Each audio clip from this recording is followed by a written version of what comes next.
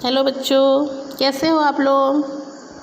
अच्छे ना सब? हाँ, आप सब घर में रहिए, स्वस्थ रहिए और सुरक्षित रहिए, है ना। चलिए अब हम अपना थोड़ा पढ़ाई करते हैं। इसके पहले जो आप लोगों के साथ मैंने वीडियो शेयर किया था वो आप सबको समझ में आ गया?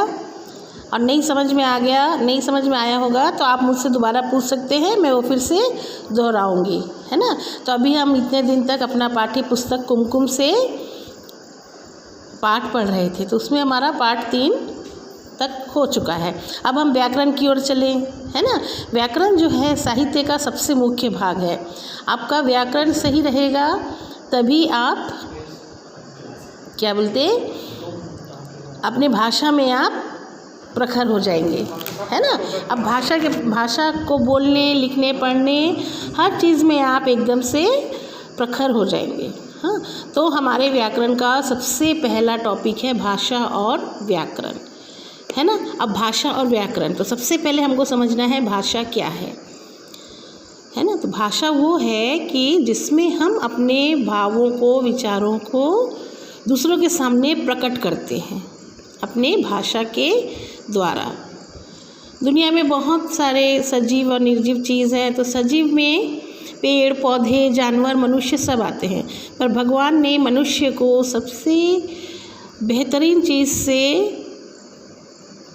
बनाया है।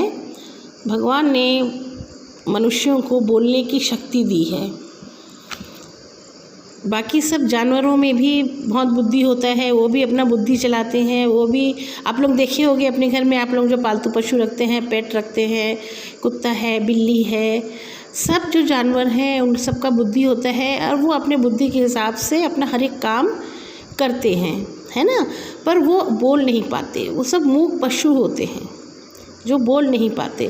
पर भगवान ने हमको बोलने की शक्ति दी है मनुष्य को, इसलिए मनुष्य जो है आज इस भाषा के द्वारा, अपने बोलने की शक्ति के द्वारा आज आसमान छू रहा है ना। क्या है उसका मुख्य कारण? क्या है? इंसान जो है अपने मन के भावों को, अपने फीलिंग्स को, एहसास को वो दूसरों के साथ शेयर करता है, जिससे हम सामने वाले को समझते हैं और उसके साथ हम व्यवहार करते हैं, है ना। तो भाषा जो है मुख्यतः 2 तरह से होते हैं, मौखिक और लिखित, है ना। मौखिक और लिखित में आप लोग पढ़ते आए हैं, कक्षा पहली में भी, कक्षा दूसरी में भी पढ़े हैं मौखिक और लिखित। तो जो भाषा हम बोल कर व्यक्त करते हैं, हम अपने एहसासों को, अपने भावों को, अपने विचारों को जो हम सामने वाले के समक्ष प्रकट करते हैं, वो है मौखिक भाषा। और जब हम पढ़ाई करते हैं या और भी दूसरी बातें, अभी तो खैर इतना सा मोबाइल आ गया है कि मोबाइल है, फ़ोन है, तो हम फ़ोन के ज़रिए बात करते हैं और अपने संबंधियों के साथ हम बहुत ही जल्दी, तुरंत हमारा जो संदेश है वो हमारे संबंधियों तक पहुंच जाता है। पर पहले के समय में चिट्ठी, पहले के समय में बहुत ज़्यादा समय नहीं, आज से 8-10 साल पहले तक चिट्ठियाँ भेजे जाते थे। अंतर्देशीय पत्र रहता था, पोस्ट कार्ड रहता था, टेलीग्राम रहता था। इसके द्वारा हमको कोई खबर भेजना रहता था तो हम उसमें लिख कर अपनी खबर, अपना संदेश जो भी है देना है संबंधियों को, हम उसके द्वारा पहुंचाते थे। तो ये जो चिट्ठी का जो है आदान प्रदान, ये बहुत सालों से चलता आ रहा है। पहले के समय कबूतर को, राजा महाराजाओं के समय कबूतर को संदेशवाहक बनाया जाता था। कबूतर के पाँव में एक छोटे से कागज़ के टुकड़े में लिखकर उसके पाँव में बांध दिया जाता था और कबूतर को ऐसा ट्रेनिंग दिया जाता था कि वो अपने जहाँ हम संदेश भेजना चाहते हैं वहाँ तक वो संदेश पहुँचाता था।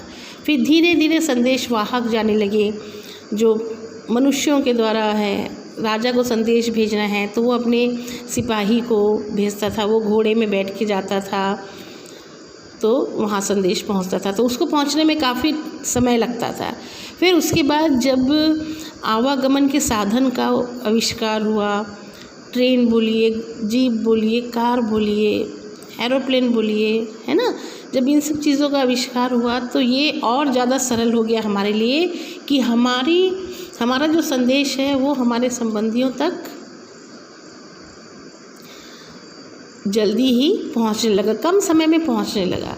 फिर उसके बाद आया ट्रंक कॉल की सुविधा। हम खूब इमरजेंसी रहता था, खूब ही आपातकाल के समय हम ट्रंक कॉल करते थे अपने संबंधियों को फ़ोन करके। जो वो हमारे पास नहीं रहता था, पोस्ट ऑफिस में रहता था, पोस्ट ऑफिस में जाके हम ट्रंक कॉल करते थे।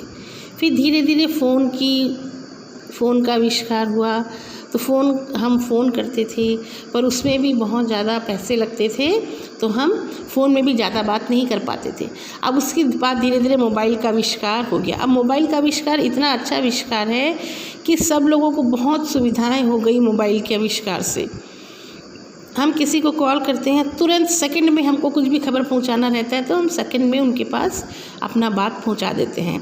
पर उससे क्या हुआ, ये दूरभाष के आविष्कार से, दूरभाष में टेलीफोन है ना, दूरभाष के आविष्कार से धीरे धीरे चिट्ठियों का आदान प्रदान बंद हो गया। अब ऐसी स्थिति आ गई है कि पोस्ट ऑफिस को बंद करने का नौबत आ गया है ना। तो कैसे करते थे वो सब, लिखित भाषा में हम लिख कर करते थे। हम सब लिख के संदेश भेजते थे और वो लिखित रूप में हमारे संबंधियों के पास पहुंच जाता था, हमारे दोस्तों के पास, हमारे परिवार वालों के पास पहुंच जाता था लिखित मन। अब हो गया मोबाइल में तो हम मौखिक भाषा में बात करते हैं, है ना। तो इस तरह भाषा के दो रूप होते हैं, मौखिक और लिखित। भाषा का एक अन्य रूप भी मानते हैं सब विद्वान जो हैं, साहित्य विद्वान मैंने हमारी हिंदी भाषा, जो हिंदी साहित्य है उसके विद्वान सांकेतिक भाषा को भी भाषा का एक रूप मानते हैं। सांकेतिक भाषा क्या है, जिसमें हम संकेत के द्वारा हम अपने विचार संकेत के द्वारा सामने वाले को प्रकट करते हैं। पर मुख्यतः अगर हम देखेंगे तो सांकेतिक भाषा जो है, जो बच्चे बड़े जो भी हैं, जो अंध बधिर रहते हैं, गूंगे रहते हैं, बहरे रहते हैं, वो इस भाषा का मुख्यतः प्रयोग करते हैं, सांकेतिक भाषा का। तो उनके संकेत भी ऐसे होते हैं जो हमको हमेशा समझ में नहीं आते। तो वो सांकेतिक भाषा सीखने के लिए गूंगे बहरे जो हैं, जो मूक बधिर हैं, उनका एक अलग से स्कूल रहता है, वहाँ पे उनको ये सब सिखाया जाता है, संकेत। हम भी संकेत का प्रयोग करते हैं। मुख्यतः आप लोग सब बोलेंगे ट्रैफिक पुलिस तो अब रास्ते में खड़े होकर चिल्लाता नहीं रहेगा, गाड़ी इधर मोड़ो, गाड़ी उधर मोड़ो, इधर से जाओ, अभी रुको, अभी मत जाओ, वहाँ भीड़ है ना। वो हाथ से इशारा करता है, हाथ से इशारा करके वो ट्रैफिक को कंट्रोल करता है। उसके बाद ट्रैफिक लाइट।